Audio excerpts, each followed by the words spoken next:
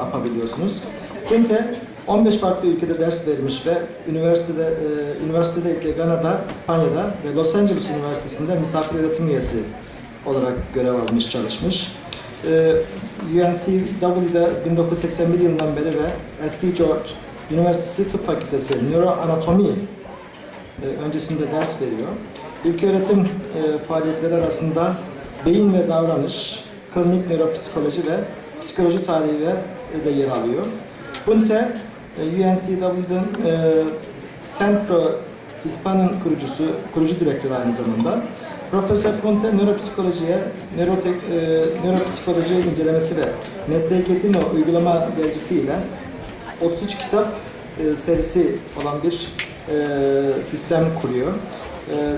8 kitap, 79 kitap bölümü ve 107 dergi makalesini İngilizce ve İspanyolca olarak yazmış ve bilim insanlarının kullanımına sunmuştur. Şimdi konuşmalarını yapmak üzere PUENTE'yi sahneye davet ediyorum. The floor is yours, Professor PUENTE.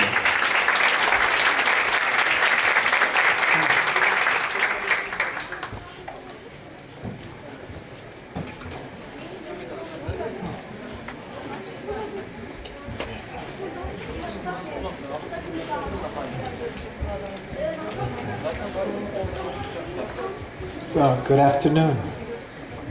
Glad to be here with you, and maybe today we'll try several things new. First of all, instead of giving you a standard talk that I'm used to doing, I'm going to give an entirely different presentation, at least for me, and hopefully you'll find it as interesting and exciting for you as well.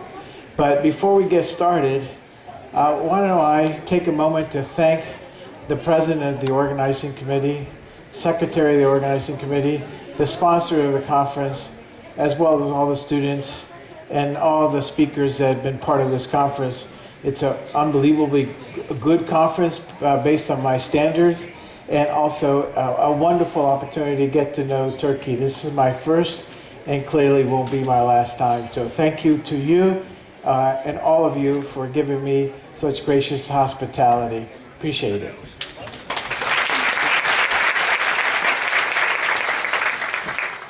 So what I'm going to share with you today is a relatively brief presentation, maybe 30, 40 minutes, and hopefully a chance to spend some time sharing questions with you about the issue of nature versus nurture. But it's really a talk more than just about theory. It's a talk about myself and maybe a talk about you as a republic. So, as I said yesterday, on behalf of our 125-year history and 120,000 members, I'm very pleased to be representing our association, and from them to you, our hearts and our love. As always, as I said this before, I wish I could take credit for a lot of the things that I'm doing. As a matter of fact, we had a final exam yesterday, and my students proctored, graded, and had the exams ready for me. So thanks to them to making sure that my life continues and that the work continues back home. This is the Department of Psychology at my university. I also split my time between University of North Carolina, Wilmington, and folks at the University of Granada in Spain, where I am a visiting professor of psychology and have been for about 25 years. And this is the lab group that does research there. As you can see, they're a little bit bigger than the lab group that I have in North Carolina. So this is really a talk, if you will, about two sides. Just like I believe is a talk about your country as well. One of the things that have been surprised about your country is the unbelievable diversity that I see. And I'm walking away with thinking of your country as an hourglass, with one side being the East and the other side being the West, and you being, as Marco Polo did many years ago, bridging the gap between the two. You have a great deal of responsibility, but in the process of trying to weigh the East with the West comes not only a responsibility but a certain amount of turbulence, which could be unsettling. And as I hope that you'll think of this today as a challenge and an opportunity. So on one side, and you can decide which side this is going to be on, is what I consider my intellectual mentor, the person I worked with and continue working and archiving his history, and that's Roger Sperry, the person who won the first Nobel Prize for Psychology in 1981 for his work on split brains. And this is a very complicated chart. It's a three-dimensional chart that describes all the different work that he did using surgical techniques on the brain to try and figure out the split brain phenomena. So he used 5 different styles of technique, cutting the entire corpus callosum, a part of it, the optic chiasma, and so forth, so on. And then he worked on amphibians, fish, cats, and monkeys. So essentially, we have a series of studies spanning about 50 years where he tries to figure out, using both human and non-human animals, what is actually going on the brain, and specifically on the 2 sides of the brain.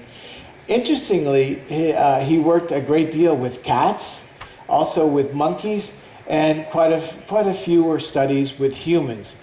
We now know, after studying it for a number of years, that he cut 44 patients, of which he studied 15, and about 5 comprise almost all his research.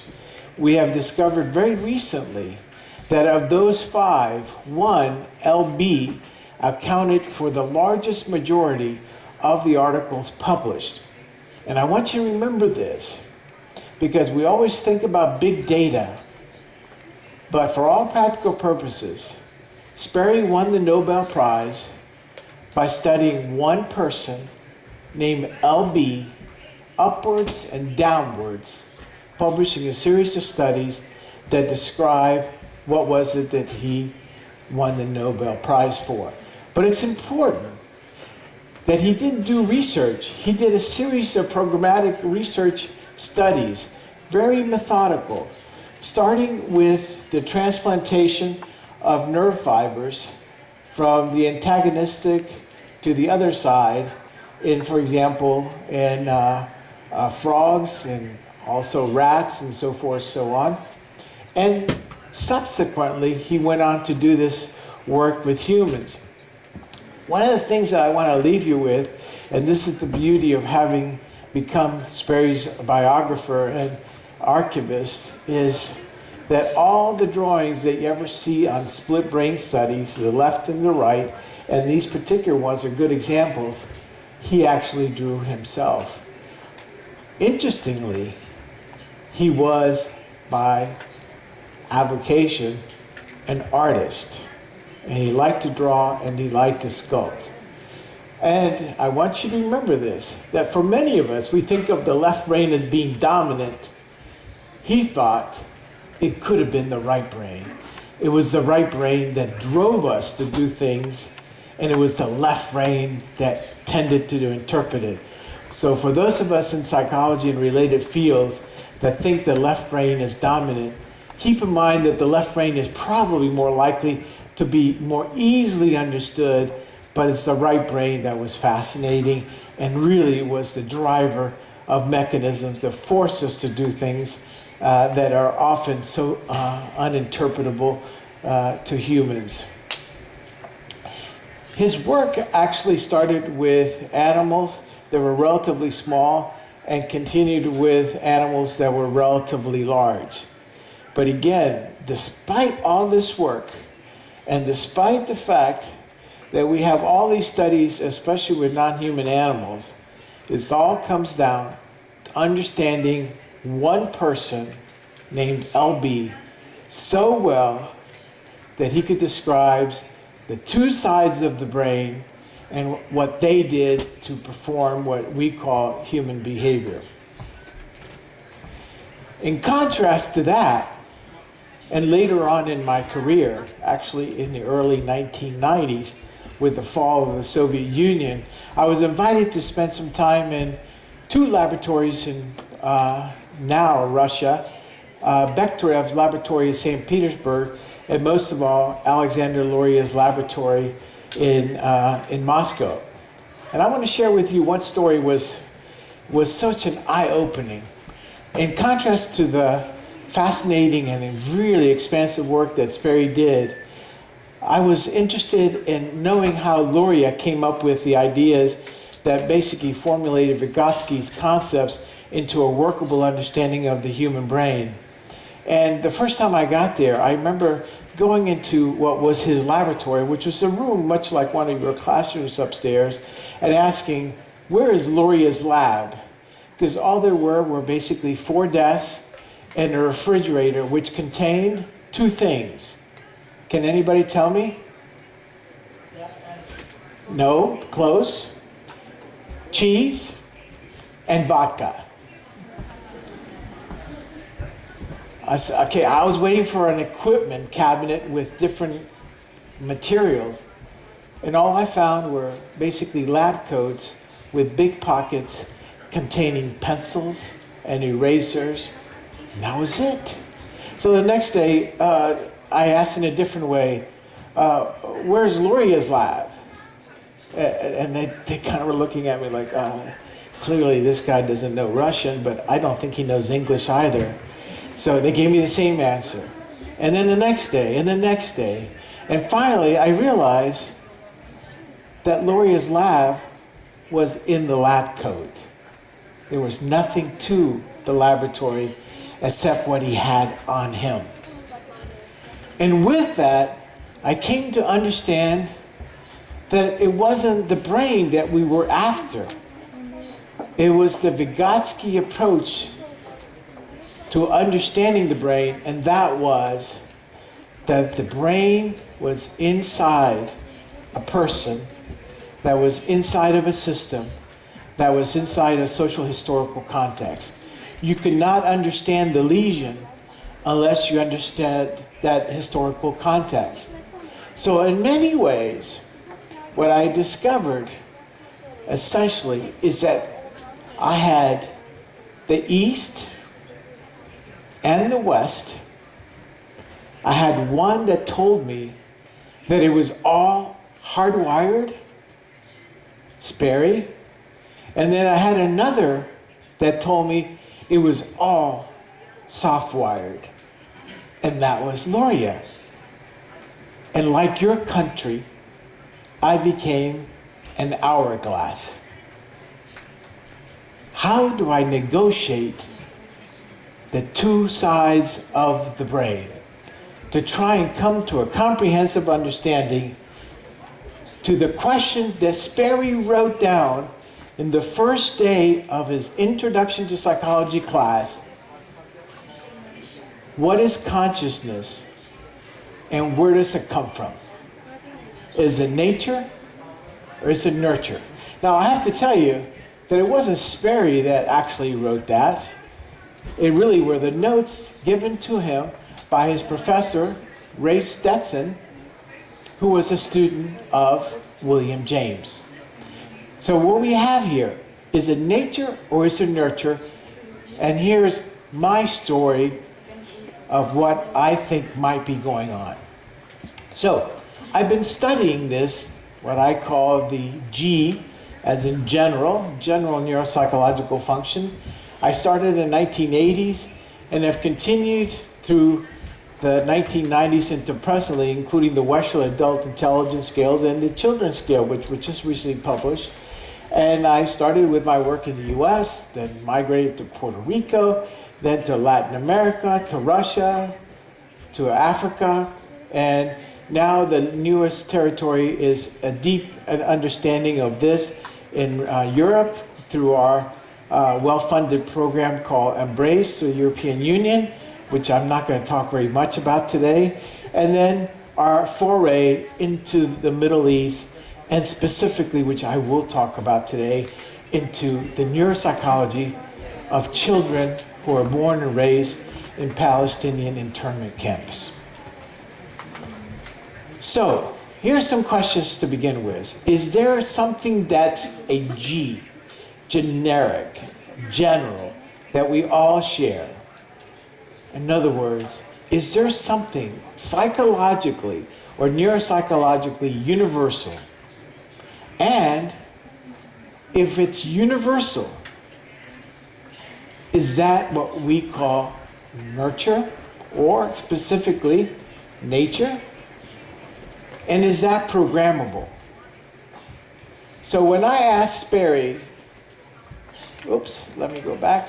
When I asked Sperry, is there something that's universal, and that really should be nature, something that's universal and that's nature, how much is there?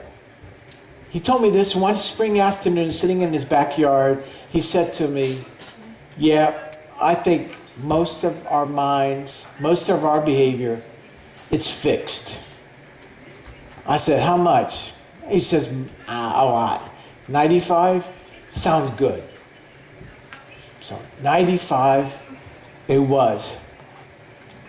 But then I asked him, is there something that's cultural? And if it's cultural, could that be nature? Excuse me, the flip side of nature, could that be nurture? And again, is this programmable? Let me tell you the answer to the last one. Yes, it's very programmable, he says. And he says it's not very big.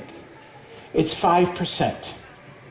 But let me ask you, since you have a very nice car here, Mr. President, do you know how much your car weighs? Do you know? Roughly. A lot. Do you know how much you weigh? Not that much. What is your car doing right now? Well, he says it's in the parking lot. No, I actually used it for lunch and I left it elsewhere. No, actually your car is there doing nothing. You are here. Without you, your car is useless. So essentially, most of us, like your car, is hardwired. There is not much about your car that is not hardwired. It works the same way every time. But you are the one that tells your car to go fast, most of the time from what I can tell, or slow, or left or right. So you are the programmable part.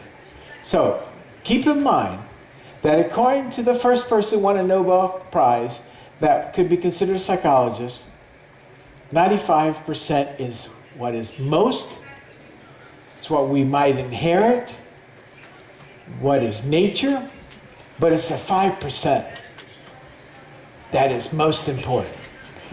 I want to talk to you about that 5%, because that's what I've been searching for, my holy grail, my goal to understand what is that we can program. So I'm going to talk to you a little bit about culture. The culture dictates the way a group of individuals live, which as far as I could tell in Antalya, very, very relaxed. And as a matter of fact, I have come to understand that in Turkey, no one actually believes in traffic signals. And the lines on the road are meant to be driven on top of. So that's your culture. This is how you are. Defining the culture allows for a person to identify with a particular group. One thing that I've come to appreciate is how many banners are hanging from people's balconies. How proud people are, whether they're from the left or the right, to be called Turkish. That you have your own language, you have your own culture. Lucky you, it's a wonderful culture, it's a special one, and may it live for a long time. That is your group. Now, is there a particular book that says, if you want to be a Turk, please follow these rules? No, it's totally unwritten, and it's our job to figure it out. And it defines what's important for survival. I have come to understand that nobody really understands English in your country, and I have come to understand that I know nothing about Turkish. That is, if I was going to live in Antalya, first of all, I would get an air conditioner, and secondly, I would have to learn Turkish. Otherwise, I will never adapt. I was told at lunch there are 3 requirements for being a citizen of Antalya: food, water, and air conditioning. Totally agree. Now I'm going to talk about how do we try to bring something that historically hasn't been thought of as possible. What about bringing the idea of culture with the idea of neuroscience or neuropsychology? For those of you who know something about neuropsychology, one of the foremost textbooks in neuropsychology is by Muriel Lizak. It took 4 editions of that wonderful book to include the word culture in the index. It just didn't exist. In fact, I'll tell you another little story, since Yalom gave us so many stories yesterday. It was a wonderful presentation. Would you believe that Ivan Pavlov did not allow the word psychology or learning to be used in his laboratory? He did not think that learning was important, because to him it was about hardwiring, and the discovery of the conditioner reflex was a real surprise to him. Now, can we bridge culture and neuroscience as people like Chow has done in recent past? Now I'm going to tell you some interesting findings, and I apologize, some of these slides are in English and others are in Spanish, and sadly enough, none of them are in Turkish. I spent some time not long ago in Palestine, and specifically in Hebron. Hebron has 2 sides to it, which are appropriately discussed or considered as H1 and H2. And essentially, and this is actually the same thing with Jerusalem right here. Essentially what you have here, this is the occupied side, and this is the unoccupied side. And by the way, I said it was Hebron. That's where I ended up living. But in reality, what we did is we studied this in Jerusalem, so apologize. So H2 is the occupied part, and H1 is the unoccupied part. So let me explain to you. What we did is we administered neuropsychological evaluations over a period of a number of years, and I'm going to give you just very quickly our findings.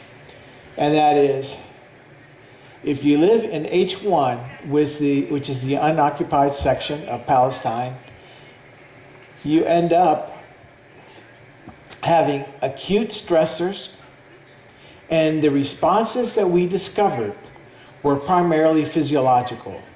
Increased heart rate, GSR, things of that nature. Short term, but not at all very significant, at least in the areas of neurocognitive. When we study in the occupied segments, what we find is that the response is now chronic. It doesn't go away, so you don't have GSR responses, you don't have any kind of respiratory changes. All you have essentially is neurocognitive and long-term. So if you live in Palestine in an unoccupied territory, you do not have any chronic neuropsychological changes. They're all short-term, emotional, and physiological. If you live in the occupied, they're long-term and they're neurocognitive. Specifically, what kind? Look at the big ones right here. Okay?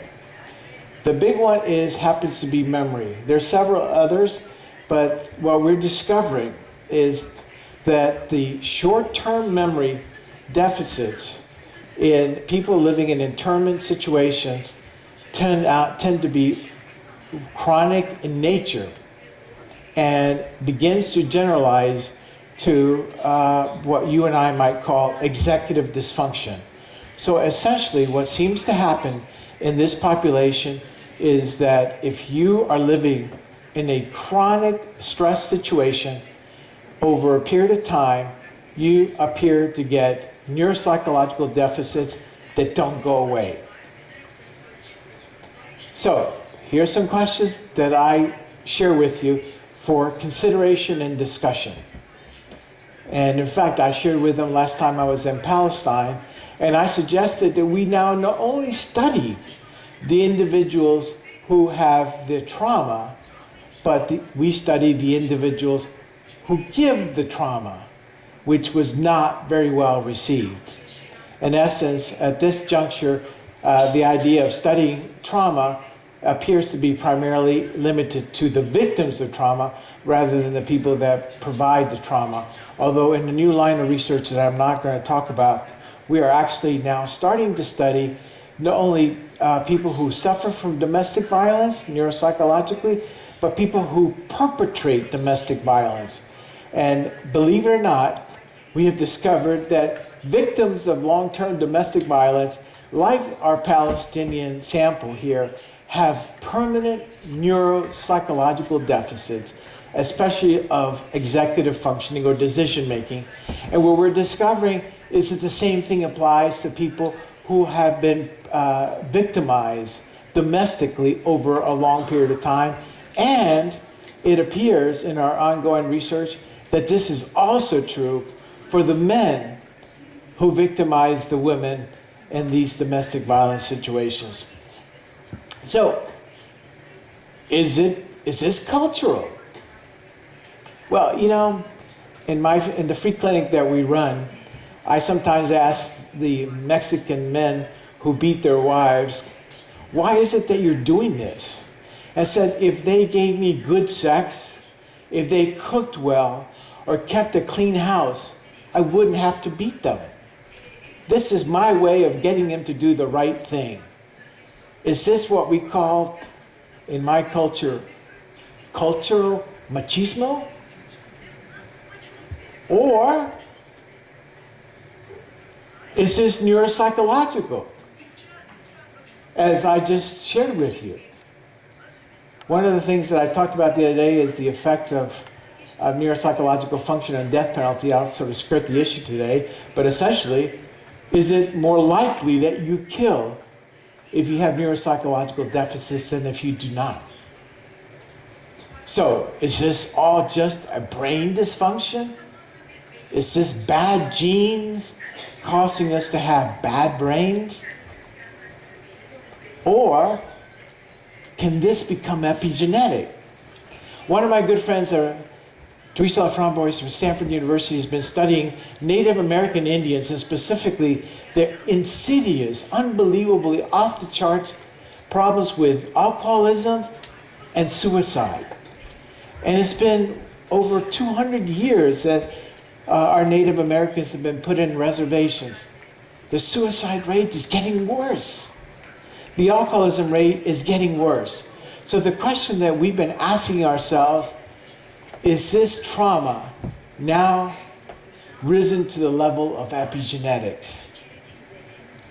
Do you now have an entire generation of Native American Indians, maybe an entire generation of Palestinians, that the gene for trauma has now become so infiltrated that we now have brain dysfunction that is permanently part of their culture? Is it culture? Is it nature? So, here's what I think might be going on. As we move forward into a world of the internet, what we're seemingly to experience is an increased globalization and universality. Yesterday I was walking in your old city, and from the small basement in an old house, I heard the Police. Anybody familiar with the band The Police? When I'm hearing the band Police in the basement of Old City, I believe that it's becoming difficult to have many worlds, and we're becoming one universal world. With the problem with migration, or the challenge of migration that we're seeing, whether it's Syria to Turkey, or Mexico to the US, or US to the rest of the world, we're becoming such a universal world that it's becoming increasingly difficult to define where our gene pool is coming from. Where is your gene pool? How much are you truly Turk? How much are you really European? And as our borders become more porous, maybe not so much politically, but certainly psychologically, are we going to be able to define who we are in a hardwired way? I don't know. So, similarly, I also believe that the concept of the region, the culture, the indigenization, the individuality is important. Let me share with you some of my own research involving IQs and immigrants. You know the difference between individuals who migrate to the US and speak Spanish and individuals who live in the United States when everything is held constant? It's one standard deviation. One standard deviation. The difference between a Mexican child that comes to the US and is given an IQ test, all things being held constant, is 15 IQ points difference. So the average child in the US is 100. The average immigrant from Mexico, Cuba, Puerto Rico is 85. We are, by design, intellectually deficient, according to the Wechsler scales. How do I erase that intellectual deficiency? It takes us 3 generations of Latin immigrants living in the United States to erase that 15-point difference. But here's the difficulty. When I come to the US, I'm Antonio Puente. My children become Tony Puente. And my grandchildren become Ryland Puente. In other words, we become so assimilated that by the time the 3rd generation occurs, and then my grandchild no longer has the same intellectual disability that I brought with me as an immigrant, guess what? My grandchild doesn't want to speak anything but English. My grandchild does not want to listen to Tito Puente and doesn't want to do salsa. He wants to listen to hip hop and talk like this. What's up? What happened to my culture? What happened to my Puente? What happened to my grandchild? My grandchild now is so American that who he was, who his culture was, has now been seeped into this. And now I'm starting to have a problem to understand what is nature, what is nurture, what is biological, global, unifying, and common, and what is so personal, so individual. As much as I want your country to become so infused with the rest of the world, especially, if you will, my world, being very egocentric, I might add, I also don't want you to forget the 1,000 years that you bring to the equation that I don't share. As soon as you bring that forward, you bring forward who you are as a Turkish nation, as a Turkish person. If everybody starts listening to the Police or Kanye West and talk rap, and for that matter, crap, then essentially you lose who you are. So, how do we make this happen?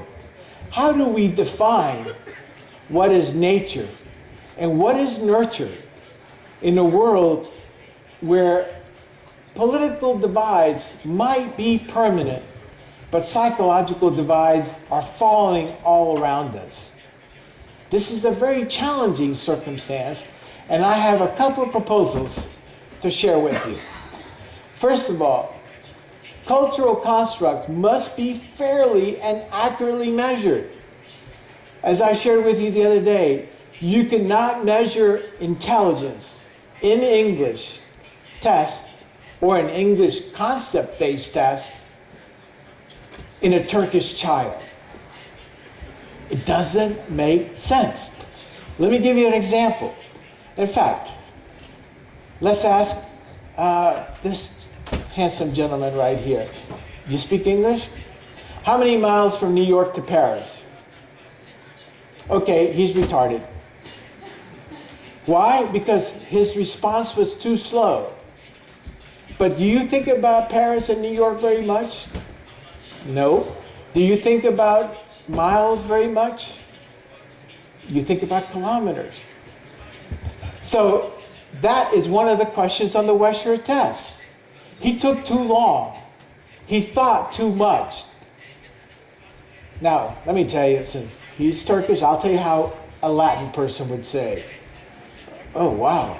I love to go to Paris. They got some good food. Whoa, let's go to Paris. By the time I savored the question, I got a 0. I am now intellectually disabled. Who's right? So we've got to make sure that we understand what the construct that we're intending to measure, whether it's reading, whether it's IQ, whether it's emotional, it doesn't matter. What is the construct? And making sure that we do not confuse the construct that is theoretically universal. It should be universal whether you're from Morocco, from Turkey, or from Slovakia. How to solve a math problem. But let's not confuse that with language. Because language for these 3 parts of the world are very different from each other.